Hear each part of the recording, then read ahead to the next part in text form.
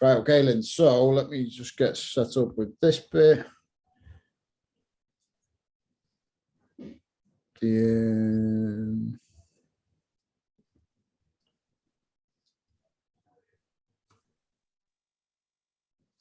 What's that showing up for you now, Lynn? Says you've started scroll. There we go. It's gone to a triangle. So you can see. Right, okay, so I don't think that's how you spell hierarchy for a start. Might be. No. But it's unimportant. Anyway, the important thing is what I wanted to do today is obviously get everyone on board so we could discuss nutrition openly and discuss it in a way which you can basically understand how to program your own meal plans in a way. So the first thing where you need to work out is getting your calories right. Now, obviously, I've set your calories and stuff. So this is the most important part at the bottom. And we're not just talking about like health in general. We're talking about obviously the hierarchy of needs for performance, for weight loss, for progression in a way. Let's call it progression, because it'll come a little bit more obvious as we go on. But the most, because obviously, if we're talking about health in general, then obviously calories aren't the most important thing. We want to make sure we're getting 10 lots of fruit and veg and getting all the vitamins, minerals, and all that good stuff, and all the different, like a nice balanced, varied diet. But in terms of performance and progress and weight loss or weight gain or anything like that, we're looking at calories. Now, calories in terms of being accurate or not in weighing them via MyFitnessPal and things like that, supermarkets are allowed to be between 10 and 20% inaccurate in terms of calories, and that's in macros and everything else as well. So for example, you might have a piece of chicken breast in there, it might say 300 calories, it could well be 270 calories, it could be 330 calories. They've just basically gone, yeah, it's about this. If we do use a general rule of thumb, they've probably got some sort of algorithm which they go, we'll weigh it, and it generally weighs this much per pound, and work it out that way. So if we look at it that way, then everything that when we look at your calories in general, there can be that sort of leniency, which I always do with you guys anyway, and give you that sort of 10% just to give you a little bit of wiggle room. But also down to the fact of the calories is never going to be 100% accurate. Even if we worked out with you, Linz, or you, Sophie, and we said, you use 2,000 calories per day on average for whatever reason. Now, we're probably looking at body weight and body mass and that sort of thing there. But what we're not looking at is genetics. We're not taking into account hormonal disposition. We're not taking into account blood sugar levels and all that sort of stuff. There's loads of things which are going to take into account, which is why it's important that, like, obviously we do check-ins each week and we go, right, okay, how's your energy? How's your weight? How's your body reacting to the calories that we're on now? Do we need to change anything? Do we need to increase it? Do we need to decrease it? And all that sort of thing. It's always going to be an adjustment and like a sliding scale of what's going to change, because your hormones don't stay the same. Obviously your genetics stay the same, but your hormones don't stay the same. You might have more of an active week one week due to work, which you've not taken into account. You might have a week which is more sedentary due to work, which you've not taken into account. It's always going to be like hit and miss, so which is why it's important that we always keep tracking them and we make sure that we're within that sort of 10%. Because if you're not within that 10% as well, we're sort of just like, it's a guessing game. If we set it at 2,000 calories and one day you're doing 1,500 calories, one day you're doing 2,300 calories, one day you're doing 1,800 calories, one day it's 3,000 calories. And then when it comes to the end of the week and we're weighing ourselves and stuff, we've got no idea why certain things have happened, because the controllable elements haven't been controlled. Does that make sense? Yep. Yes. So the next thing, what we're looking at is your macros or macronutrients. So protein, carbs, fats. Now, when we're looking at these, it's a point where all of this, like I talked about the needs, it's sort of a case where there's no point in going to the next one until you've dealt with the first one first, if that makes sense.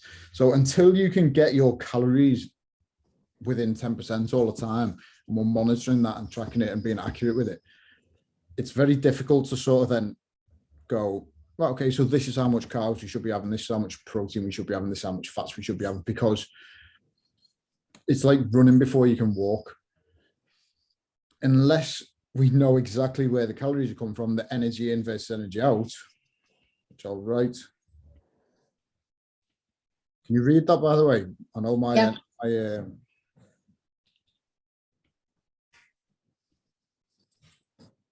all my writing's like hieroglyphics sometimes.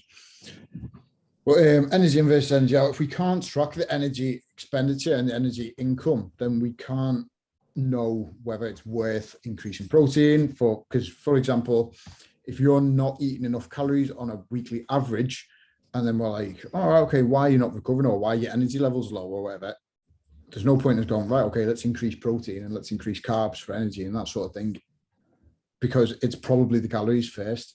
So until we've got that nailed down, then we can move on to the sort of next stage with protein, carbs, and fats. Is there anything that you struggle with at the moment?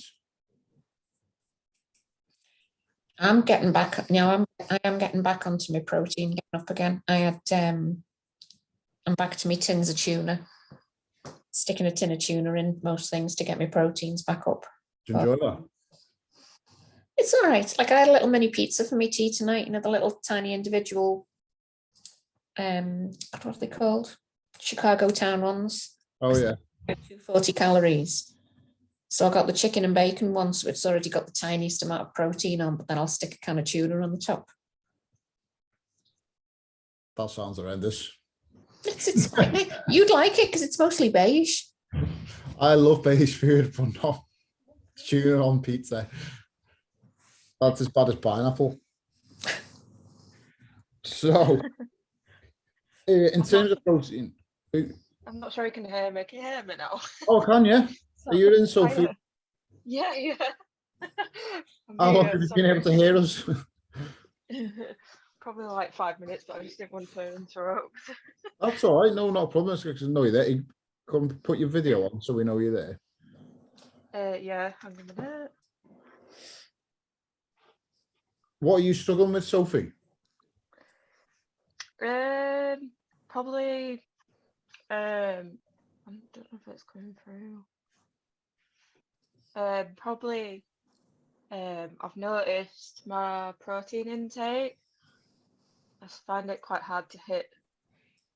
Struggling to get the amount of protein in that you need. That I should be. I think I'll probably have to start doing, like, I don't know, like protein shakes or something like that to hit that. Okay, so we'll get onto that in a bit, in a minute. But like you said, so for here, ideally what we want to do is get as much of your sort of nutrients that you need from solid foods first. It's always going to be better bioavailability. So I'll write that down. So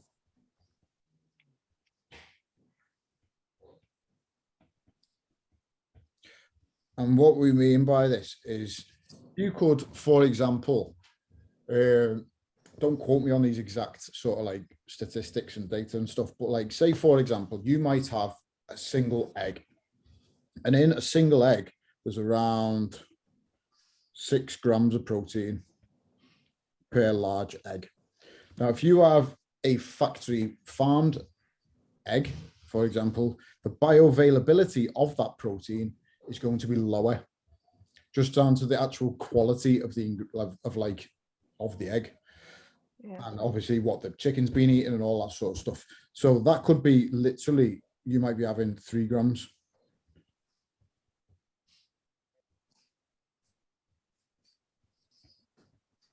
So you might be thinking, oh, okay, I'm having 6 grams of protein, but realistically, you're probably only having 3 grams.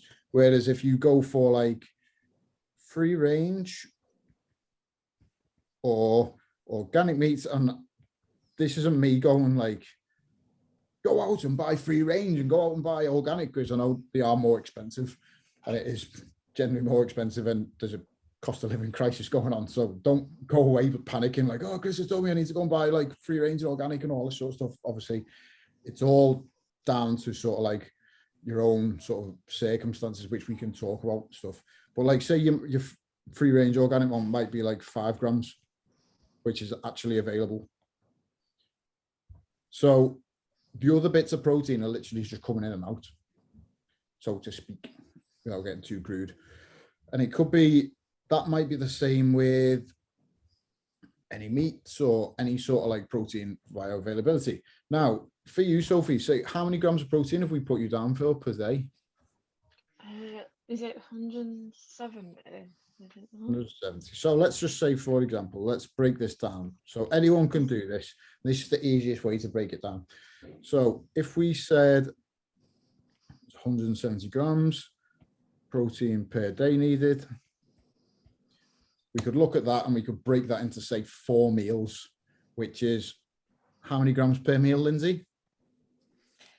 I had that before you asked me. What? 160, 80, so it'd be 42.5. There we go.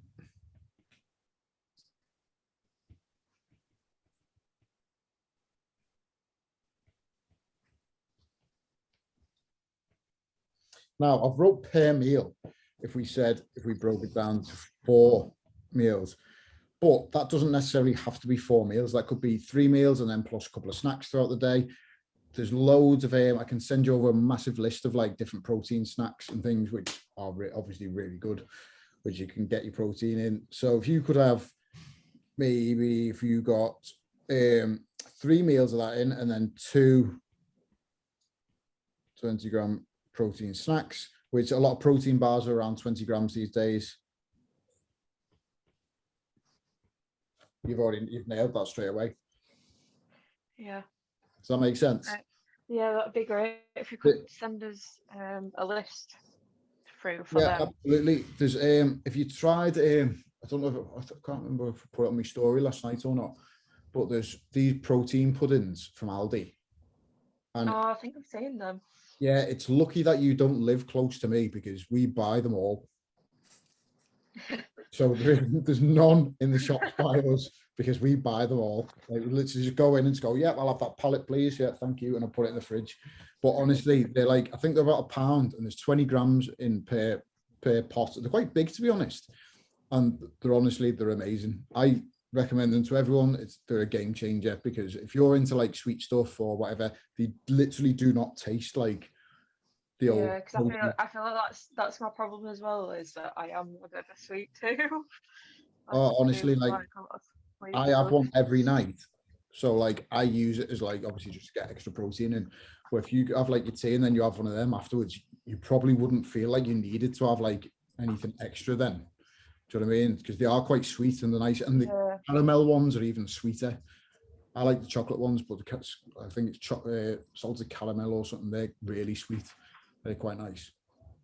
Yeah, I'll have to have a look for them then.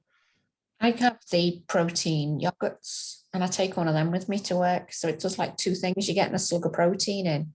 Yeah, I think it's in the afternoon then. I think I actually had them.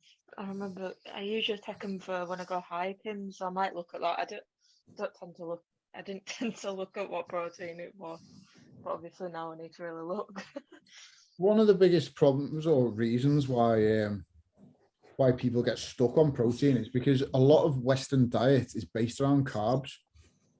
So it's like pastas, chips, potatoes, all that sort of stuff. And it like, I know for a starter, like if I look at like, say, my mum and my grandma, they're like, they will literally for the dinner or something, they'll just go, oh, just have a butty.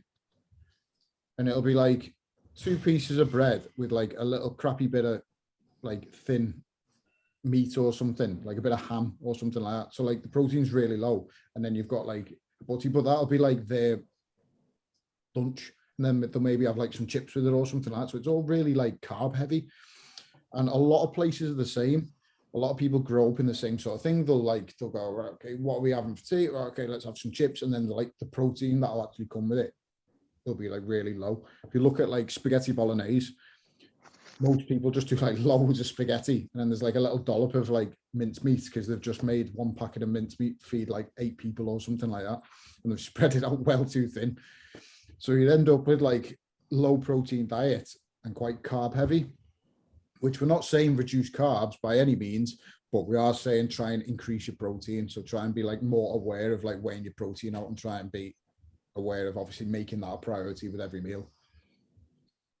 Does that make sense? I do with my sandwiches as well. I know you're down on sandwiches, but for my sandwiches, I have the Warburton's protein bagels. So they're full of seeds all over it to get the protein in. And then I'll put literally a full pack of chicken, like the cooked chicken you get out the fridges. It's like 100, 120 grams of chicken in a sandwich. And then that's a ridiculous amount of protein that you're having just in a sandwich.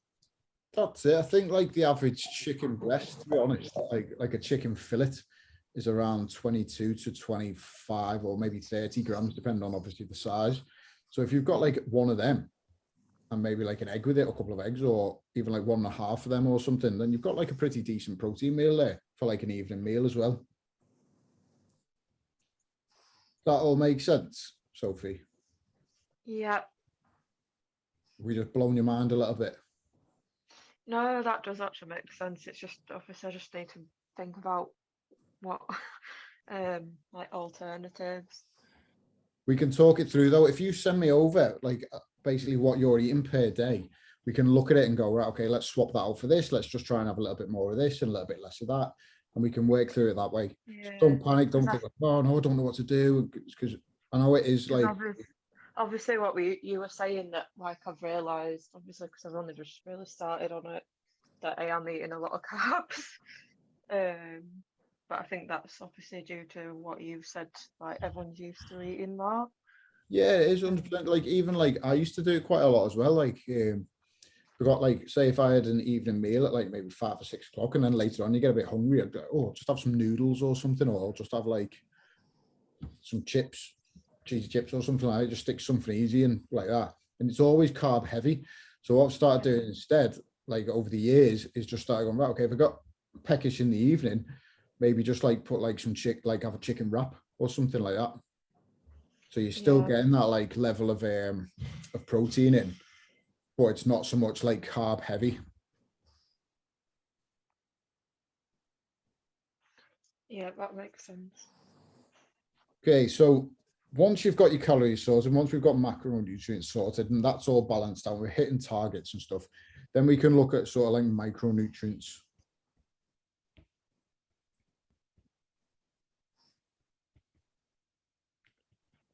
So this is for gut health. We're looking at sort of like fiber and fruit and veg.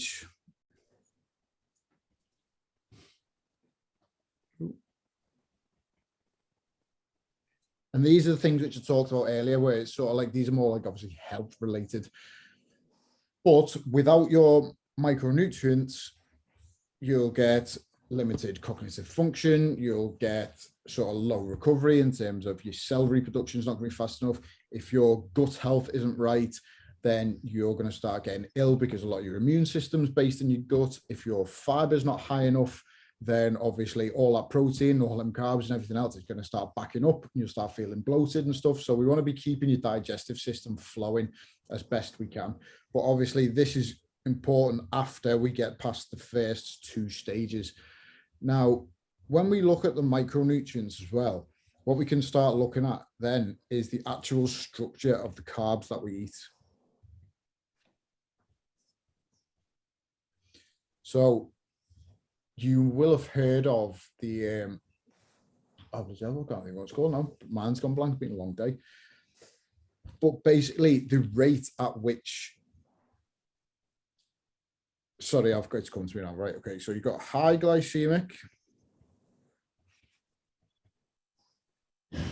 may or may not be spelt right, and low glycemic. No, I'm going. You can't comment on your own spelling and then spell it different underneath. Where No. So I can't even write myself sometimes. So high glycemic and low glycemic. So what we're looking at with these, if we use rice as an easy one, so you've got white rice. So this is easily digestible.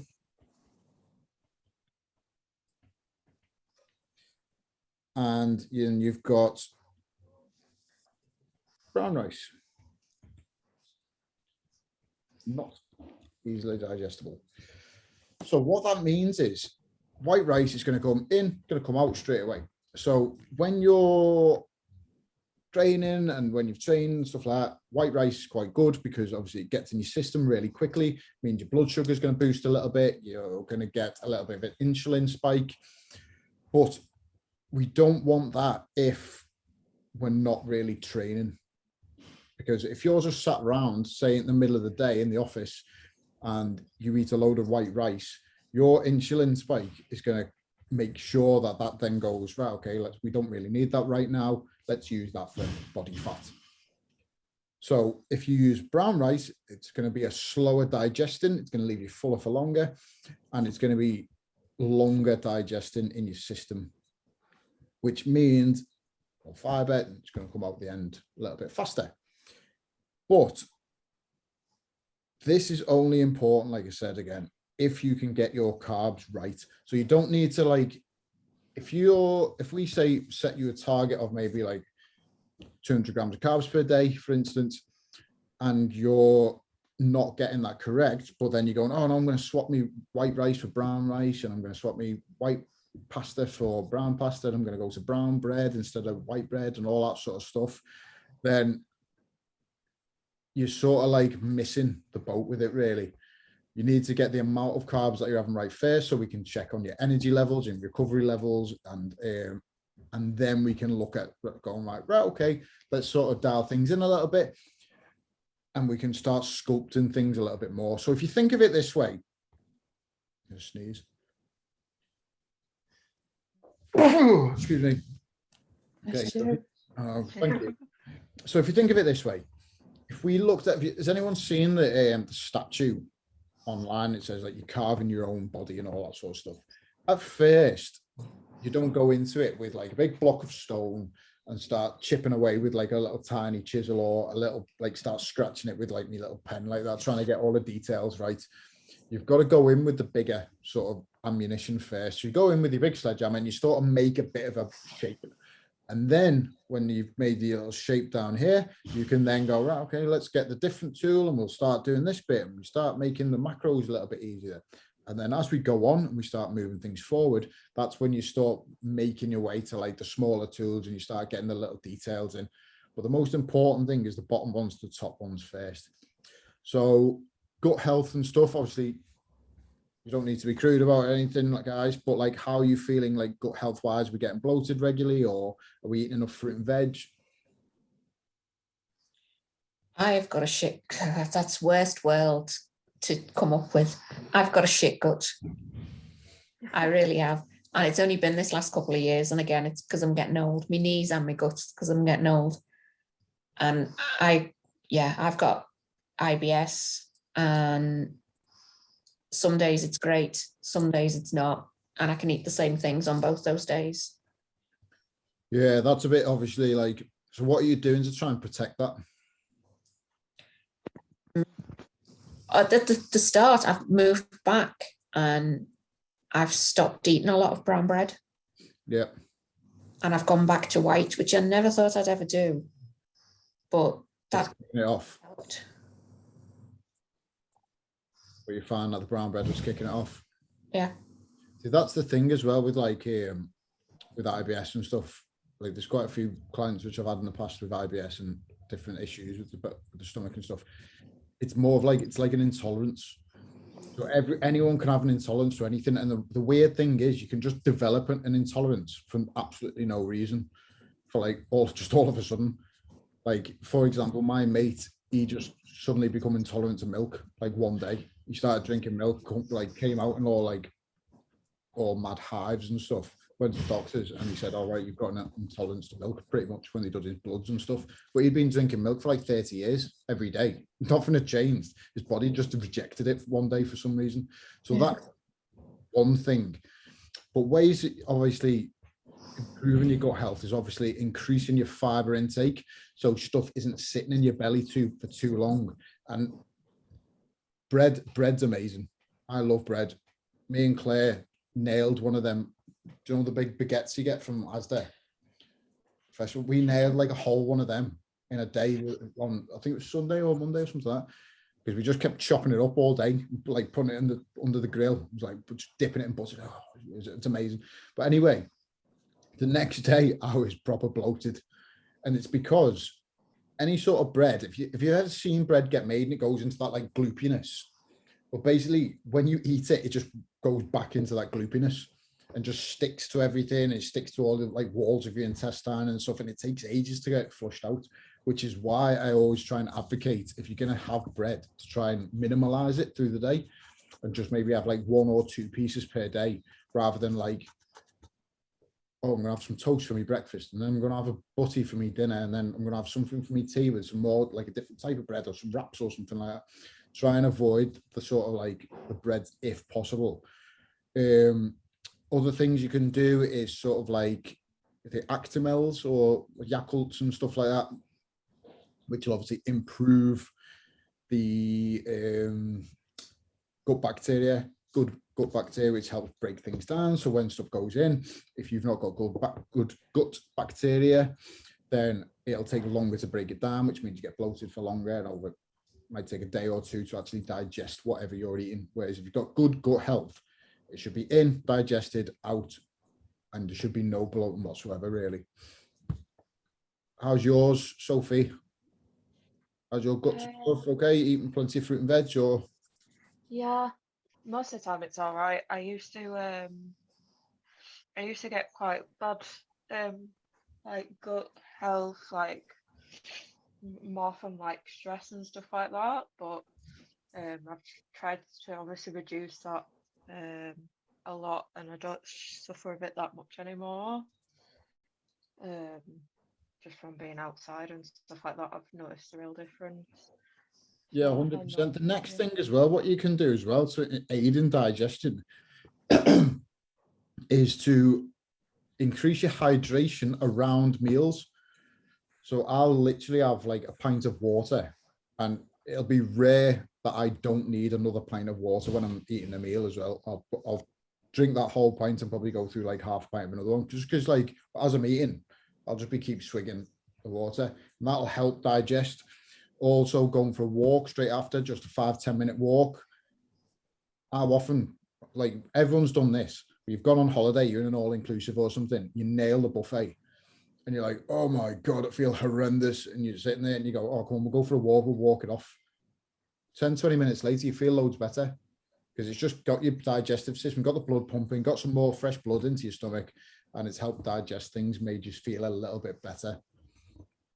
Okay, so the next thing which we're on here, guys, is the timing. So timings wise, this is going to be broke down again a little bit into sort of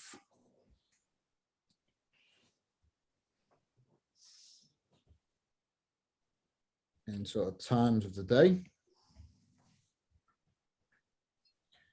the actual food content,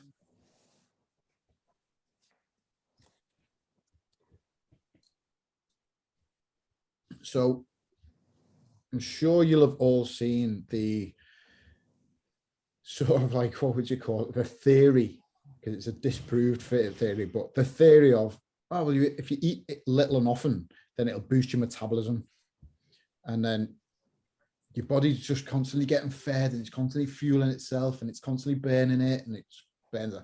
That's not the case on basic terms. So the times of the day is largely unimportant in the grand scheme of things. This only comes into play when we're looking, well, like I said, when we've gone through, okay, calories are in, macros are right, micros are right. What else can we do to really improve recovery or improve the digestive system or improve the sort of like fat loss. So your times of the day, we're looking at, is it better to eat 3 meals or 6 meals? Linz? For me, it's definitely only 3. I Why? know 6 will probably aid with digestion because you're getting less food in each time. But So that's the point which I was going to say. Your body pretty much works on a 24-hour clock. So due to your circadian rhythm and all that sort of good stuff. So if you're having 3 big meals, let's look at it this way. Let's say you had 1 big meal. So your calories are all perfect, your macronutrients are perfect, your micronutrients are perfect, and we get them all in 1 big meal. How are you going to feel after that meal? bloated and full, and then Imagine like the day. 3 or 4 meals all combined into one. You're going to feel horrendous, no matter what time that is. So if we break it down to 3 meals, does anybody know why we have 3 meals a day? Sophie? No. It's pretty much down to the fact that it's convenient for work. So until, what was it, like a farming age or something like that, which we started like breaking the day down into timings and stuff, and like the history of humanity, people just ate when they used to feel they needed to eat. They just go to be doing whatever they're doing. They go, oh, I'm a bit hungry now. Actually, right, I'm going to go and eat that tree of apples or whatever was available to them at the time. They just go and eat that. And the thing goes, when they started farming and started becoming like agricultural, and we started looking at like a working week and all that sort of stuff, going, right, okay, if we're going to work for 8 hours a day, then we're going to wake up, we're going to get sorted, we're going to go to work, and then we're going to come home. But I can't work for 8 hours straight. I'm going to have a break in between so I can have something to eat. And that's where it comes from. Basically go, right, okay, so if I'm going to do 4 hours of work, what I need to do is fuel that 4 hours of work. So I'm going to have something to eat before I go. So I'm going to have breakfast. Then you start flagging after a few hours and you go, right, okay, now I'm going to have something else to eat to fuel the next 4 hours. And then once you've done that, you go get home hungry again. You go, right, okay, this time I'm going to have something else to eat now so I can recover from the day and get ready for tomorrow. And that's where it comes from, really. So we started having 3 meals a day, and it's become the norm for like humanity because of like Western culture and all that sort of stuff. But if we could break that down and obviously have 6 meals, then you would get better digestion, just because of the basis of you're eating little, you're not feeling full, you're not getting bloated, your body has the ability to actually digest the meals before the next one goes in, and it makes it a little bit easier to do. But that's more like grazing, and sometimes that's obviously not realistic for us as jobs. Like I've got clients, he was in last week, he's a HGV driver, so he cannot just be sitting there like at any time just go, oh right, it's time for meal 4, I'm going to start eating my chicken and rice or whatever he is, and just start like munching away, because he can't. He's got like parameters that he needs to fill due to his job and his workload. And a lot of people are the same. Obviously, if you're working at a desk and your bosses don't mind, then yeah, it's great to just have like half a portion, just like eating away. But it's not ideal for a lot of people. The second thing for timing is the food content. So that's like what we talked about before, high glycemic foods or low glycemic foods. Let's look at swapping things out for brown rices. Let's look at swapping things out for brown red. Let's start looking more down the glycemic index, which you'll be able to find online, guys. It's like it's pretty well, yeah, just Google glycemic index, it'll come up straight away, and you'll see a big list of foods and where they are, whether they're like high glycemic, which is like fast sort of like sugars, glucose and stuff, and then you'll have some at the bottom which are like really high fiber foods. And the last thing, guys, I'm of an age where we did one of the diets was the low GI diet. So I know where everything is on the glycemic index. By like brain. Gonna read it out to us. So the last thing, guys, supplements. So this is why I stopped you before, Sophie, because ideally supplements are only there to supplement your diet already. Now, I do appreciate a lot of people do get to the point where like, do you know what, I just can't eat enough protein, it's too much, or whatever, I just don't like the taste of chicken, or I'm vegetarian, or whatever it is. Obviously, we've all got different sort of like things going on. So supplements are great if you need to get that amount of protein in, or if you need to get your vitamins, minerals in, or if you need to get anything that you're deficient in from coming along the scale here. So calories are right, macros are right, micros are right, timings are right. You've then got to reverse engineer and go, okay, what's missing? And obviously that's not for you to just sit there and be like, oh my God, how am I supposed to know what's missing and stuff? It's up to us, like me and you together, to discuss this week in, week out on the check-ins, what's going on. If everything's right and you're like still going, oh, do you know what, I'm tired, I'm exhausted, I'm not recovering or whatever, then we can go, right, okay, here's some supplements that we can take to try and plug those gaps in your sort of nutritional balance. So there's a few that I recommend in general.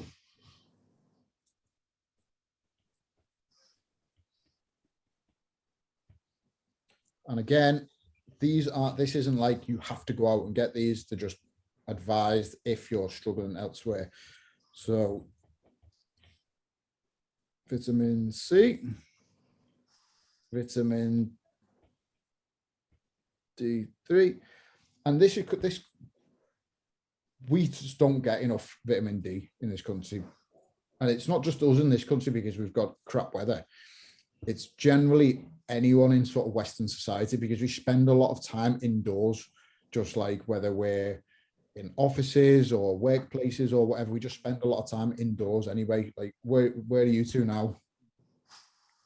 Both indoors. I'm sat in the office as well. Whereas obviously it's dark outside now, so it's a bad thing. But in general, a lot of people spend a lot of time outdoors, so they'll vitamin D be okay, but we generally need to get a little bit more in. You've done a study, I'm not sure again on the exact statistics of it, but there's a guy I know, he does a lot of blood work with people, and I think he comes back to say like 90% of the people that he'd done his studies on had vitamin D deficiency. And there's a massive list of issues which come with that, which I won't go into because they're all online. But if you can, try and get yourself some vitamin D. So the next one, which people struggle with, is vitamin B12. So this helps with energy, helps with recovery. And again, that's another one that people struggle with because it's water soluble.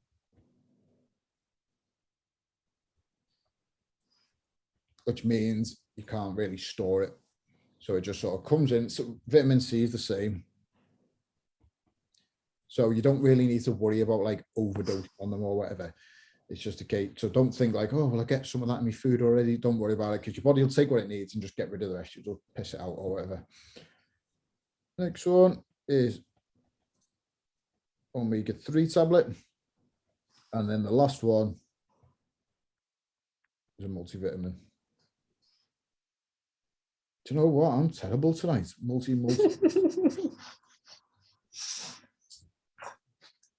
Multivitamin.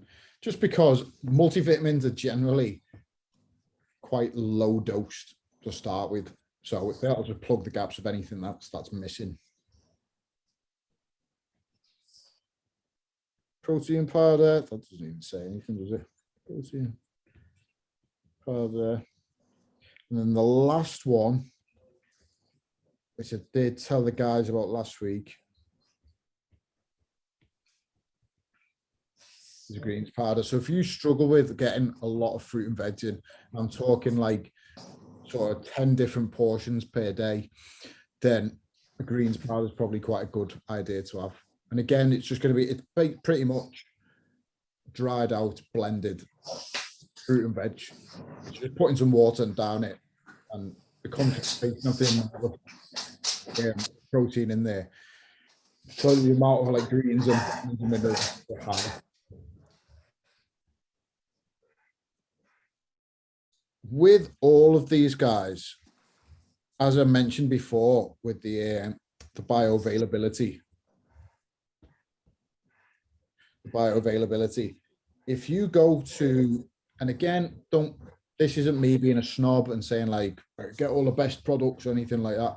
But if you go to Poundland and get like vitamin C Poundland or like vitamin B12 Poundland and stuff like that, or like 50p Asda's own vitamin D3 and stuff, then the quality of them is going to be lower than some of the higher brands, because there is going to be brands out there which are just completely just ripping people off, and like they've come out with it in the past where like the product codes are the same on the back.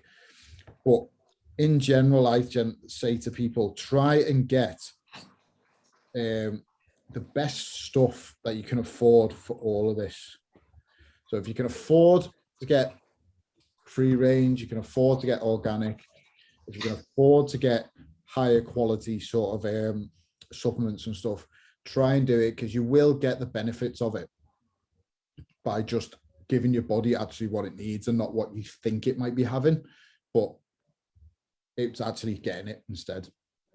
Does that make sense? No. Yeah.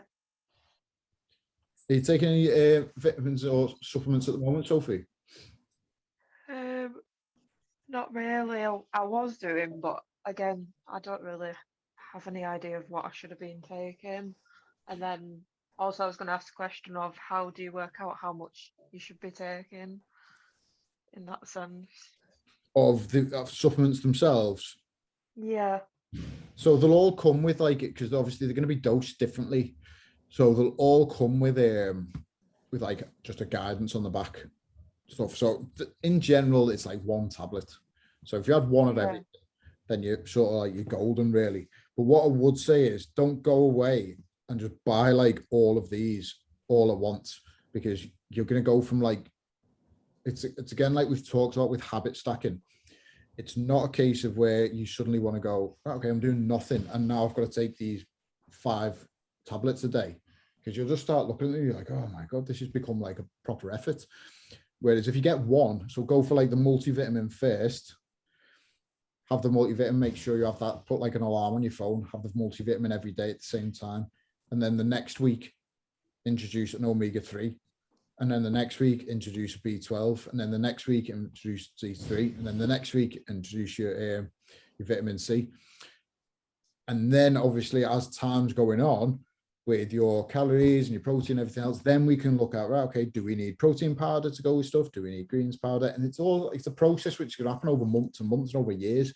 It's not something which I like to do with anyone to say, right, okay, guys, what we need to do is make sure you're doing this, this, this, and this all in the first week. Go out and buy these supplements, because it'll just become crazy and you'll end up like with a load of protein, a load of like multivitamins, a load of thing, and suddenly you'll be like, oh my God, like my life, what's happened here? Whereas you want to build it in gradually so it becomes sustainable and it's easier to sort of maintain then. Have you guys got any questions for me specifically about nutrition?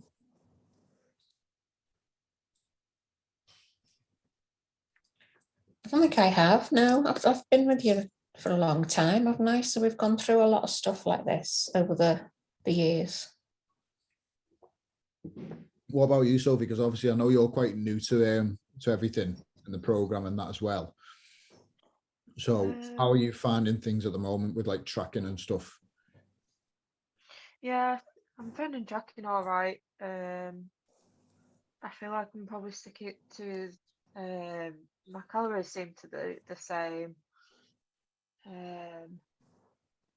It's just obviously I'm still sort of working on maybe picking healthier options than I usually probably would. But that's probably a good thing. Yeah, at the moment I can't really say 100% because I've obviously it's only my first week really on the nutrition stuff. But that makes sense with the protein and stuff like that, so we'll give that a try. Yeah, I don't know if you heard at the beginning, because I'm not sure where you come in and where you couldn't, but I was saying to Lindsay, it's always like a sliding scale of needs because of like genetics, hormones, daily balance of like energy in versus energy out. Everything's changing all the time, which is why it's so important, obviously, to do the check-ins each week and sort of talk to me about your energy levels, your recovery levels, even things such as stress can be induced because of your nutrition. Because there's times definitely where I've thought I'm not dealing very well with something today in terms of like stress and stuff. And it's been because when I've looked back at things, so I'll reverse engineer what's going on. So I'll look at things and I'll just go, right, okay, I'm feeling under stress for some reason, like that. And I'll go, right, okay, what is it? Have I slept?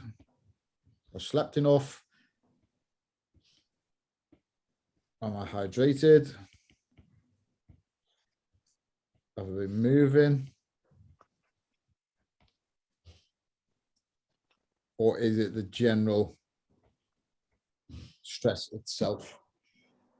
Because if any one of those is out, sorry, on your nutrition, because let's be honest, if you're hungry, guess what happens? Yeah, hungry. Yeah, fucking hungry. Yeah, nobody likes being hungry. Everybody started getting cranky. If you don't sleep, you get cranky. And what I have found as well is if you're not hydrated, it's also obviously a reason why you get cranky as well. You don't realize it, but I've found sometimes, like, if I start getting stressed over things, whether it's work or whatever it is, that oh, there we go, it's gone off. Whether it's work or just juggling tasks or feeling overwhelmed or something, I'll look back at these things and go, right, okay, have I slept enough? Have I ate enough today? Have I hydrated? And have I been moving? So like, if I've just been sat still, if you sat still all day, you start getting fidgety, which is again a form of stress. So am I getting my steps in? Am I training? It's all these things. And then if all of these are right, I've got my nutrition, my sleep, my hydration, my movements, then I'll go, right, okay, so it must be this, it must be the actual circumstance in itself. And let's look at how we can tackle that. But doing these 4 things here will give you the best outcome to being able to tackle any sort of circumstance before you let the stress sort of overwhelm you as it is. Does that make sense? Yeah. I feel like, because before I didn't really drink that much water, but I have realised that the water intake's actually really helped though. Because I used to feel quite tired in the morning, but since I've been drinking so much water, I've actually felt all right, which is which is a bonus. Yeah, it's, if you can have a pint of water as soon as you can wake up, it'll just really kickstart everything. So you like your digestive system, it wakes you up, and then that in itself will provide energy because your body's doing what it should be doing or can be allowed to be able to do, wake you up and do proper things and allow yourself to think. Because let's be honest, like, when would you last have your last sort of drink of water, Sophie? Probably with my tea. What time would that be? Probably about 5 or 6 o'clock. Okay, and then when do you wake up? Probably about 7:30, 8. Okay, so what's that, 14 hours? So imagine if when you woke up in the morning, you had a drink of water and then didn't drink anything for 14 hours. By the time like it comes to the nighttime, you'd be like, you'd be looking for a drink, you'd feel it. But because we sleep and stuff, you don't get that like urge to be like, all right, okay, I need to drink. And then what we tend to do then is go, right, okay, so what I'm going to do is I'm going to get up, and because I'm tired, I'm going to go straight for a coffee, or I'm going to go straight for a cup of tea or some caffeine to try and wake myself up. And caffeine in itself is a natural diuretic. I think I've said it that way, or diuretic or whatever. And which basically means it will create more urine than you're actually putting in terms of hydration. So it'll actually dehydrate you more. So the most important thing when you wake up is just to try and rehydrate as best you can. Yeah, because I do find that I do drink, because I work from home, so it's an office job, so I do tend to drink quite a lot of tea and coffee. Yeah. But I'm kind of trying not to. Yeah, just try and swap them out. I'm not saying you don't drink tea and coffee. I have a cup of tea every morning. I look forward to my cup of tea when I'm going to bed. I start thinking about it as I'm going to bed. I think, oh, I can't wait for that cup of tea in the morning. Just because it's just something that I enjoy doing. It's part of my morning routine. So I'm not going to say don't have tea and coffee in the morning or throughout the day. Just try and make sure you're having them with like a pint of water, or you make sure you're getting enough water in as well at the same time. Yeah, that makes sense. Because I like to have one in the morning, just because it's nice. But Yeah, so just don't get overwhelmed with anything in terms of nutrition and stuff. Like I said, this is all time. This could take to go from like sort of calories to being up here. That could take 6 months, it could take 9 months, it could take someone 2 months. Everyone's different. And that's what it's all about. It's all about finding something sustainable that you can work with, that fits into your lifestyle and doesn't feel like a diet. Because we've all been there where we've all stuck to a diet which was completely different to what we used to. And a couple of weeks in, you just go, oh, fuck this. And you just bin it off. And we just end up going in circles. So if we can find this sustainable approach and habit stack, build up on things gradually, that's how we're going to start getting some results, get some real sort of progress. While you're both quiet, guys, just last one. Have we got no more questions or anything else that you want to ask a little bit more about? I'm just laughing at your hierarchy. Just a little bit so I can't see it anymore. Just moved it up so you can't see. Here's how bad my thing is. The iPad thinks it says HTRAC. My hieroglyphics. Right, guys, well, I'll leave you to it.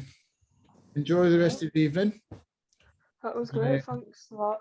That's all right. To ask. So if any points, obviously, you're struggling with anything or you got any questions or anything, just send me a WhatsApp message or whatever and just get in touch. And then that's when it's important because we can deal with things there and then.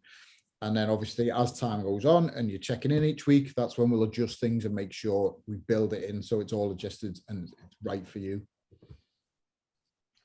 Yeah, that's great. Perfect. Best of luck with it, Sophie, if you've just started. So Chris has been stuck with me for years now, so. But yeah, if you it is true, if you're just starting it is very overwhelming, so just take it gradual. Yeah, it is all very new to me still, but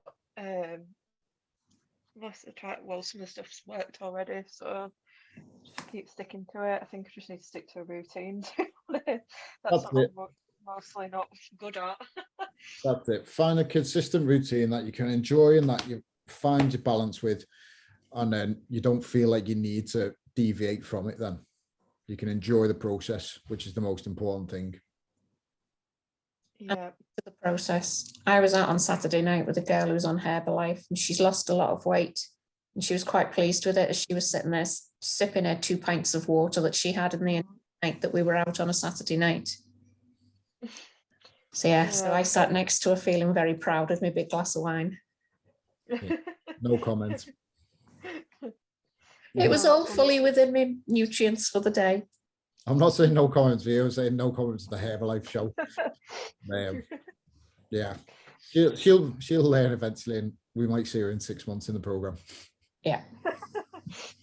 All right. Well, enjoy your evening, guys, and I'll speak to you all soon. Speak to you later.